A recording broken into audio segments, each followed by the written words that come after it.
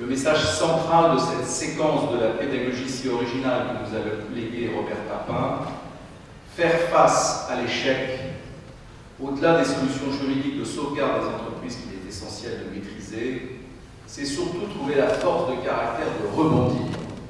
Pour rebondir, il faut encore plus de confiance en soi que pour se lancer. Vous l'avez sans doute mesuré face aux entrepreneurs dans la tourmente que vous avez rencontrée.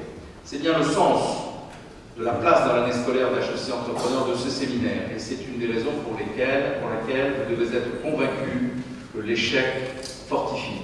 Et comme le suggère en guise de titre de son livre, un très grand entrepreneur, Andrew Grove, cofondateur d'une entreprise de légende, Intel, seuls les paranoïaques survivent. Cette injonction a deux vertus. À la fois par une vigilance de tous les instants se prémunir de l'échec, mais plus encore, changer son regard sur ce dernier. Car si celui-ci peut frapper les plus talentueux, comment pourrait-il être considéré comme un déshonneur? Humilité, vigilance, persévérance, voilà bien le trépied de la réussite entrepreneuriale. Alors, à ceux qui choisiront pour entreprendre la voie de la création d'entreprise, je n'hésite pas à dire ici, dans ce lieu, et avec les responsabilités qui sont les miennes, de ceux qui échoueront, nous serons fiers comme les autres.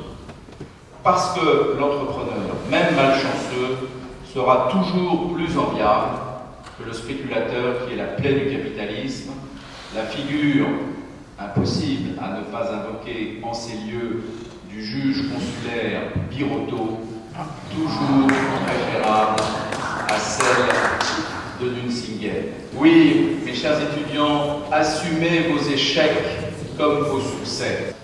L'essentiel dans une vie d'entrepreneur, l'essentiel dans une vie d'homme, n'est pas la destination. Celle-ci est la même pour tout le genre humain. L'essentiel, c'est le voyage, car c'est celui-là qui fait la grandeur et la singularité du destin de chacun d'entre nous. Merci beaucoup.